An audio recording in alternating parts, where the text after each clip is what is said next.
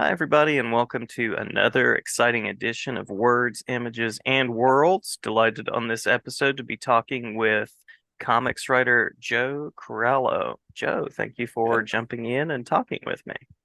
thanks for having me. I try to slide into the podcast voice. How did I do with the podcast voice there? I think that was fine. Yeah, Great, worked great. for We me. Yeah, we try, we try. Um, excellent, so excellent. what's that? I said excellent, excellent. I try. Yeah, So I'll mention a couple of titles and then we can talk through a few questions and anything else that you want to mention that might or might not be on my list. So I'll sure. mention Beckstar being one of Mm-hmm. those. She Said Destroy Mm-hmm. being one of those. The Never Ending Party, which is Mm-hmm. a big collaboration kind of book. Um, Yeah, Dahlia in the Dark. Ah, there it is. There it is. yeah, Yeah. Dying in the Dark. Yeah. Mm-hmm. And then you've also worked as an editor, so you have those pieces Mm-hmm. in writing, but then you've also edited, I believe it was Lost on Planet Earth. Mm-hmm. Yep, yep. So lots of comics out there and interesting worlds, interesting work.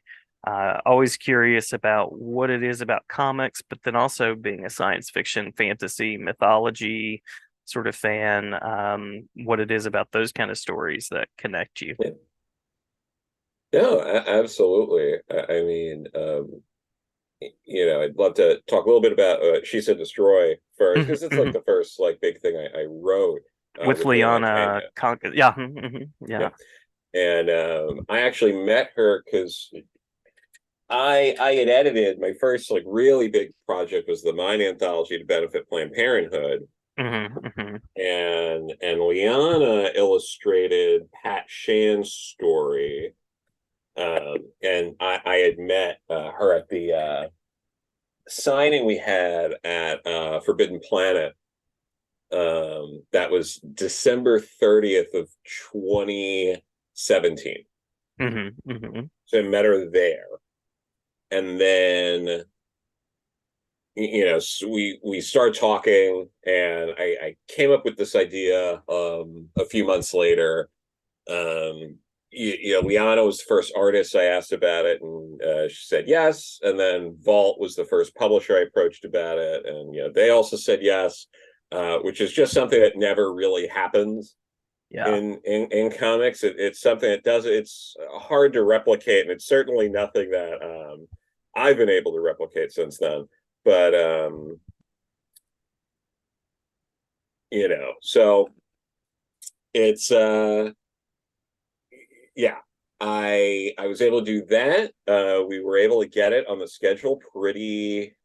It was pretty fast paced because I had talked to Tim Daniel at Emerald City in 2018, and then I had met with and I talked with Adrian and the others there too, and then I got to talk to them all again with Liana at San Diego Comic Con 2018, Hmm. and things kept sort of like rolling from there. But part of part of the inspiration was reading things like The Wicked and the Divine, and having a Mm. conversation with a friend of mine, Beth Rimmels, who was interested in things like that, where it's like, yeah,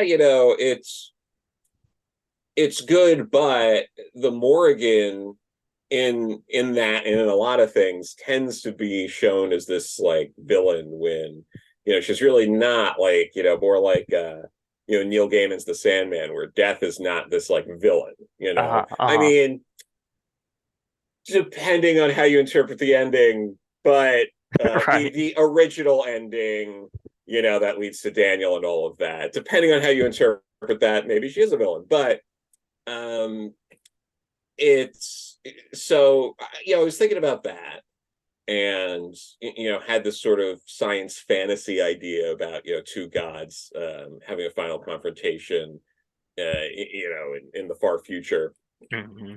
and the Morrigan and Bridget just were really the two I really wanted to use, and to sort of flip it a bit, where the Morrigan's like the more heroic one, and this goddess of Yeah. the sun is more villainous. I Hmm. Hmm. really and my great grandmother was born in Waterford, Ireland, and that was definitely something I was interested in, in using, Hmm. and doing something to really honor her in a way. Um, so there was that, and then Rebecca Nalty, oddly enough, went to a school like it was like St. Bridget School in Ireland. So there were all these like fun sort of like happenstances around it. My great grandmother's name was also Bridget. Oh, Uh, love it, love it. yeah, that was her. She went by B, but yeah, so just interesting little things like that that really inspired it. But no, I mean, it was a fantastic collaboration, obviously. And then, Chris Sheehan, they had done a variant cover for the first issue. Hmm. Um, so we were able to, sort of get that. So I got to sort of work with on my first big project over at Vault, two artists that have really blown up since then, which Yeah. again, very very rare sort of situation. So so that was a lot of with She Said Destroy. We managed to more or less keep on schedule. I think the last Hmm. issue was maybe like 2 weeks late or something like that, but it wasn't nothing too crazy. So we were proud of that, and I also got to work with Liana on the TKO Shorts #1, which launched their shorts line with Seeds of Eden that was illustrated by Paul Azqueta, of Outcast from Image sort of fame, Hmm. that with Robert Kirkman. In addition to all the other things, he just did. Was it the flashback art in that Jason Aaron Punisher run? Nice, nice. Yeah. So it was really great working with him. That's another sci-fi story that was kind of our take on that like 70s style sci-fi. There's bits of like Alien 2001 and things like that in there. Hmm. Hmm. We're really Nice. happy with. Yeah, I really love how that story came out. I'm very happy with it. It was funny too because Liana would be the one who was like asking friends she knew in like different industries, and of how to really get the jargon down. Like Hmm. it was really important to her, and that really I think added a lot to the story.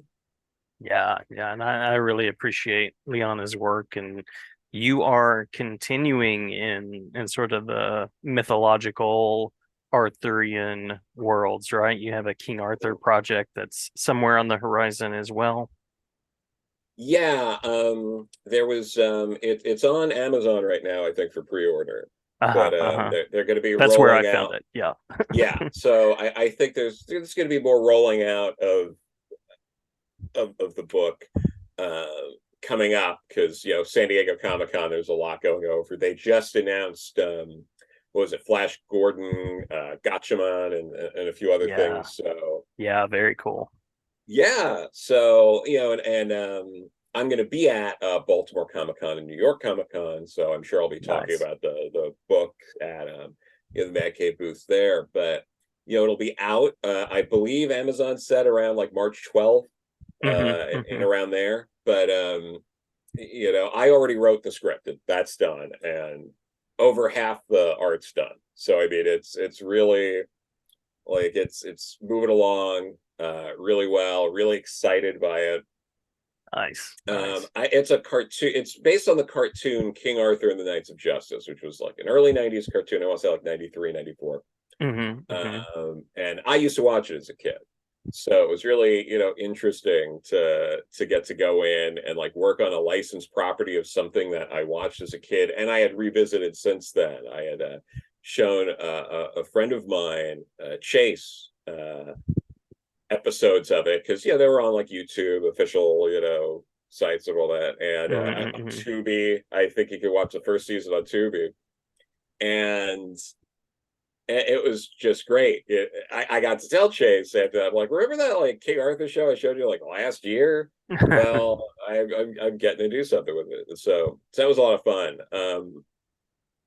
And it's funny, part of how that all shaked out was last Baltimore Comic Con. Was talking with some of the people over at Mad Cave, about being open to different things, and they were like, okay, well, question was like, have you ever watched this like Princess Guinevere and the Jewel Riders, which is sort of like the sister uh, program to it? Mhm. And I was like, I wasn't as familiar with that, but I loved King Arthur and the Knights of Justice. And they were Yeah, like, oh, really? Okay, well, and that's kind of how that all started. And having done the science fantasy, science fiction, things like that, really helped. So nice, nice, love it. yeah. And so speaking of the world of Mad Cave, you also have Dahlia in the Dark, which is Mhm. coming out in trade pretty soon, right? Like, Yeah, should be in the next couple of weeks from when mhm, we're recording, because this is what Tuesday, July 25th. But yeah, mhm. it's coming along in trade. I'm excited for it. It's so funny in the sense that I had completely written the story. The story was done Uh-huh. almost a year ago. Like I was my end in terms of writing the scripts was done before the first issue came out. Uh, yeah. So Mad Cave does a very good job at doing things in advance, and making sure things have that time before they come out. You're able to do any tweaking. You can make deadlines and things like that, which is great. Mm-hmm. So we I was working from Mark London came up with the it's like the skeleton of the idea. Here's Hmm. different characters. Here's more or less sort of the arc we want for the story. And I go in, I plug it similar to Beckstar. I sort of key in on key characters. I take some characters out, which is hard to imagine with Dahlia, because I think that's probably this until we get to King Arthur, because there are a lot of characters in King Arthur. You have the full round table, which is like 12 Hmm. Hmm. characters, and then you have the queen and some of the other ancillary characters in Camelot, and then you have Morgana and Lord Viper, and you have the villains like that. That was a lot. But Dahlia has there's a lot of characters, a lot of moving parts. There's a lot going on. At that point was probably the most ambitious thing I had written, character wise, just for having to juggle all these like storylines. Yeah, Um, yeah. because it's like what's Donnie doing, and then Ollie, and what's he doing, and then there's multiple other characters that are after him in different factions and things, and like trying to like weave that all together while keeping it separated enough that people can follow you. It's a lot. Hmm. but Hmm.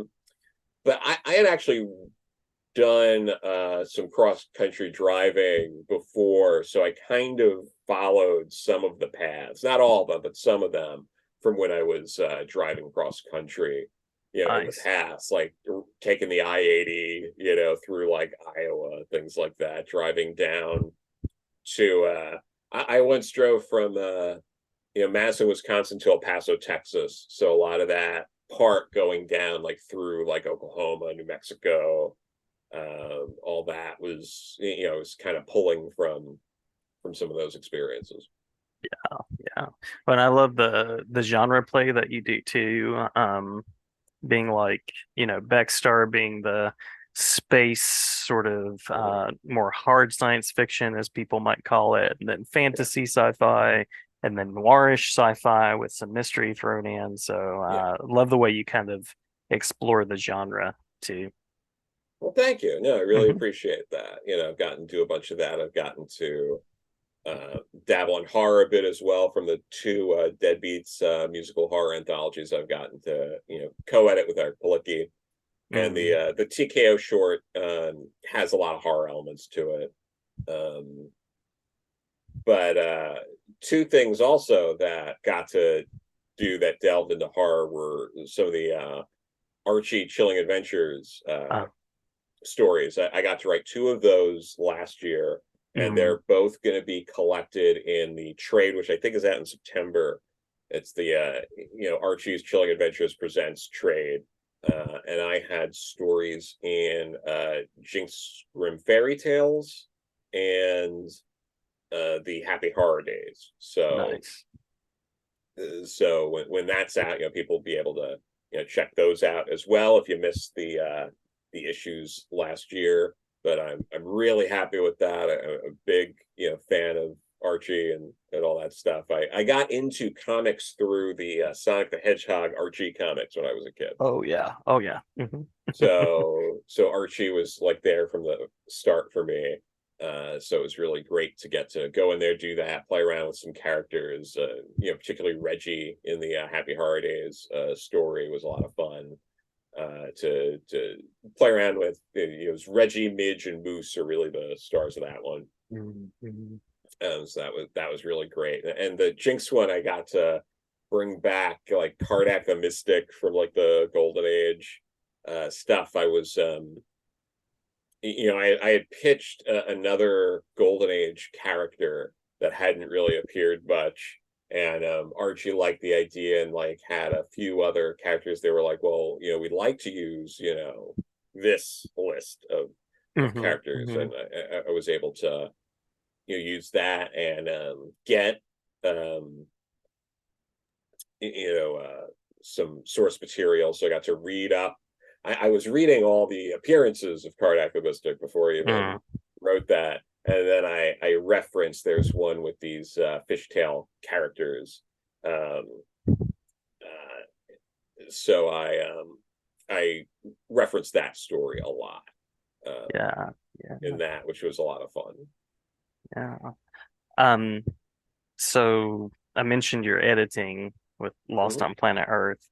Uh, are there connections there, your experience as a writer and creator that kind of help you think through approaching an editing process?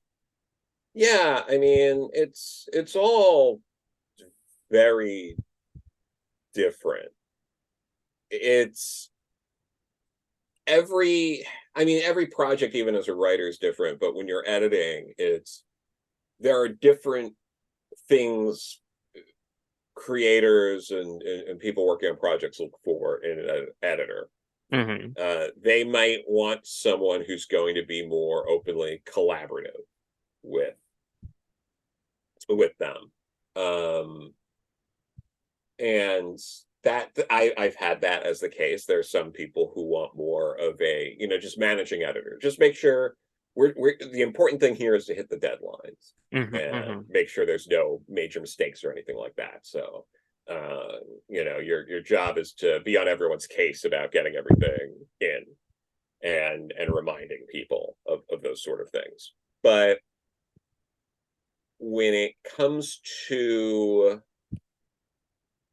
something like Lost of Planet Earth, I had known Mags, who wrote that, before we actually, worked together.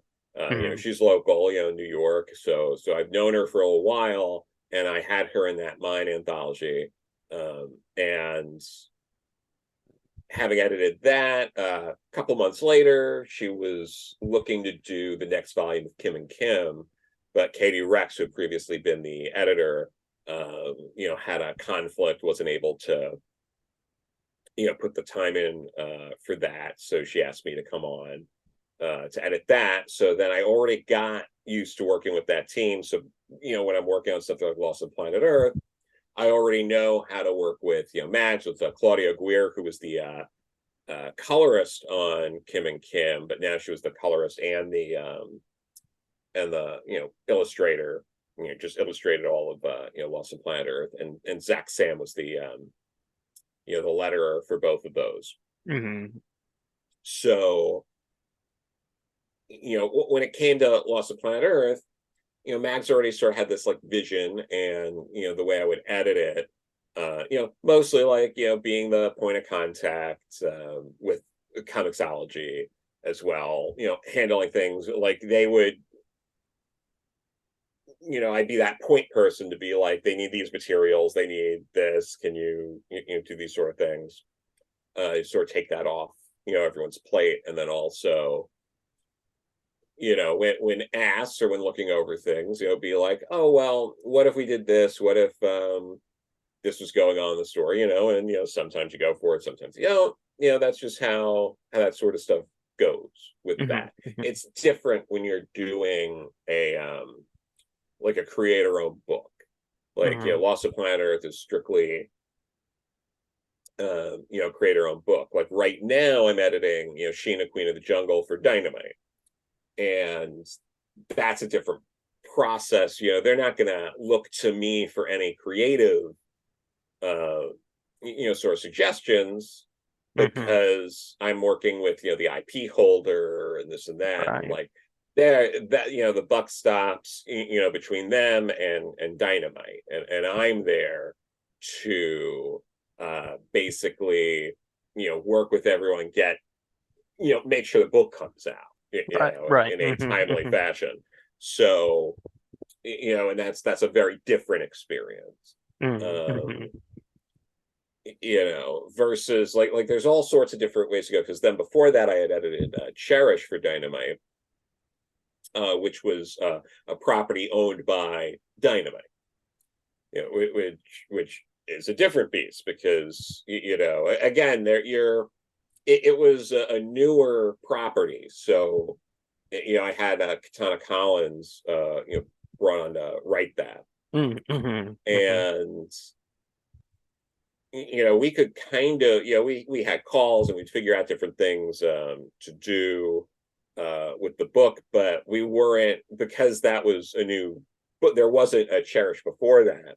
We didn't have to like, outside of, like the story Bible and things like that. It wasn't like, oh, well, she has to sound like this because there's 30 issues of, Cherish before this came out. So this is how the character has to, we were setting all of that kind of stuff Hmm. up. So, Hmm. everything's sort of been a little different. Yeah. Yeah. Cool. Very cool. And Yeah. very flexible on your part to sort of go with the process as it needs to happen. Yeah, no, I think it's interesting. And I mean, it's just reality, because if it's not that, it's different companies operate differently. Right. Right. You know, it's everyone has a different mode of working. And then within companies, different groups of Mhm. editorial operate different, so you kind of, if you want to be doing comics, you have to have this level of flexibility, because everyone works a little bit differently, Right. Right. Right. and you also have to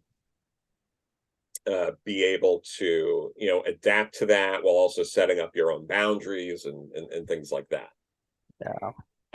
I think one thing that's could be beneficial for a lot of people, I've gotten more used to trying this out, is, I'm the type of person who, if I get an email, I feel that need to answer right away. Hmm. Hmm.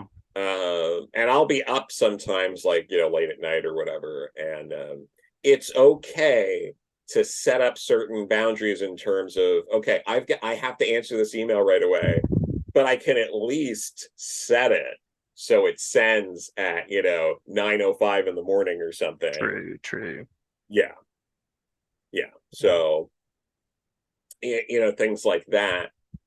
Or you do that thing where you're answering emails at like 3 in the morning and making people go like, this guy never stops, he's always working. Right. So it's also that right route to take as well. And but that is potentially a road to madness. Just be prepared. Right. Right. All the Yeah. boundaries. All the boundaries. Yes. So the last official question, and we can hit anything that we've missed. But Sure. you mentioned you had Baltimore, New York. Mm-hmm. There's King Arthur on the way, a couple of Mm-hmm. collected editions, the Dahlia in the Dark, Archie, Yeah, and you also have a website. And so just wanted to give you the chance to talk about where folks can find you, upcoming yeah. events, and anything that we've missed. Sure. I mean, the easiest places to find me are, I'm on, Twitter. It's just Joe Corallo, just how it's spelled, like at JoeCorallo. I'm Mhm. on Instagram, which is Corallo Joe. So it's the same thing. You just flip it. I'm not that active in terms of posting, but I tend to share stories from like collaborators and stuff. So you'll see that. Yeah, Um, yeah. I got a Blue Sky invite, so I'm on that. Who knows what's going to happen with that? But it's the same thing. It's just at Joe Corallo. So those are all ways, to find me. You can buy a lot of these things straight through the different websites. So like, Mad Cave's website, I'm on there. You can check out and Mhm. purchase things that way. You can do like you did yourself earlier and just, type in like Joe Corral on Amazon and see the Right, different, right. books coming out that way. A bunch of the things I have are, readily available there and on these different sites. I think, Vault, you can get, digital copies as well as, physical copies of something like She Said Destroyed. They might still have T-shirts. I don't know. I haven't checked in a Oh, little bit, nice, nice. but there were a couple of different T-shirts. On there. I'm going to need a new one because I wore mine until the logos, the designs like crumbling. So I need another one. But yeah, so there's all that. I do have other projects that there's at least one other thing that's in the early stages that I can't quite get into yet, but it's one of the most ambitious things I've ever done. I'm really excited Awesome. about that one. Yeah, Awesome, but awesome. thank you. But this Mhm. King Arthur is also it's my first YA graphic novel. So I'm excited to have that out there and be doing something like that. Sheena's my first um editing gig with like a license IP like that. Mhm. So yeah, I mean I'm getting to uh work in a lot of different facets of the comics world and have different approaches to it, which I'm very happy about because I like so many elements of comics and I read a lot of different kinds of comics. I Love it. yeah, I like a lot of big two stuff. I like a lot of golden age. I read a lot of golden age comics, silver age comics. I was going through a lot of like the 50s Batman not that long ago, Yeah. which is absolutely phenomenal. The Sheldon Moldoff, Dick Sprang stuff is really incredible. Mhm. Um, going through that was going through old romance comics, like the 50s, 60s romance comics. When Jack Kirby was the king of romance comics. I was reading a bunch of the Ramita Senior Spider-Man, after his passing. Mhm. Um, Mhm. going back through that because it's just such a it's like the gold standard. I think Glenn Greenberg, who was an editor at Marvel in the 90s, we talked about, he's a big Spider-Man fan, and it's, Ditko. It's Stanley, Ditko, and Romita Sr. are the like sacred text of Right, Spider-Man. right. And The then, canon. yeah, that's the canon, and everything after that is, based on that canon. And it's, Mhm. great stuff. And, you got a lot of like underrated people like Ross Andrew and Ron Friends who come later, but yeah, yeah, it's just, reading some of that stuff. Reading, I was on Judge Dredd kick not that long ago.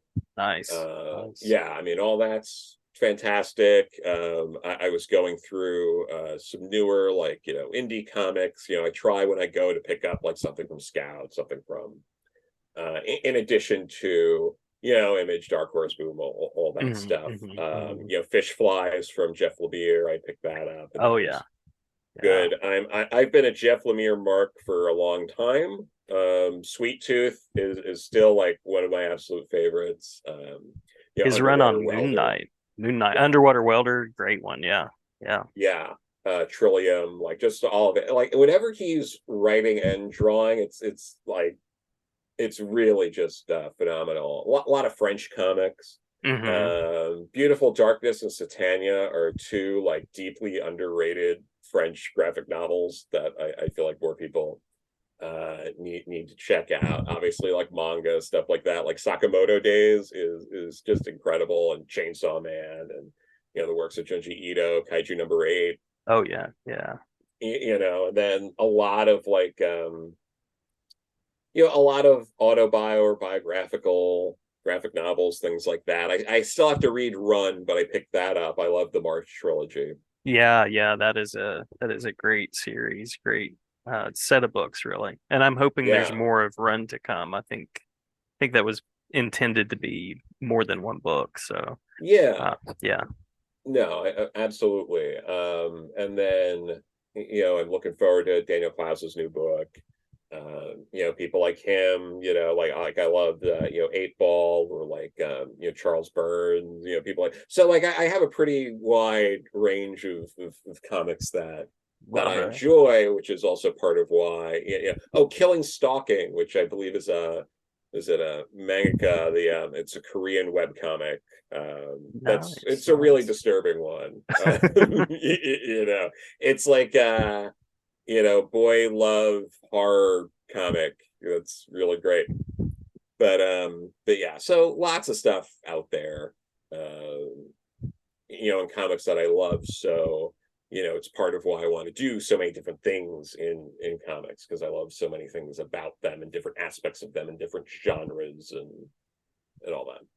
Love it, love it. Yeah, it's a good time to be a comics reader for I agree. sure. Yeah, yeah. And appreciate the work that you're bringing the stories that you're bringing to what's out there as well. Thank And I you. appreciate your time. Yeah, no, thank you for having me. It's very nice Yeah, of yeah, my pleasure. Uh, Glad to share this. I'll tag you and Mad Cave and anybody else that I can think of, and glad to share about your work anytime. you. Great. Thank you so much. Appreciate it. Thank you.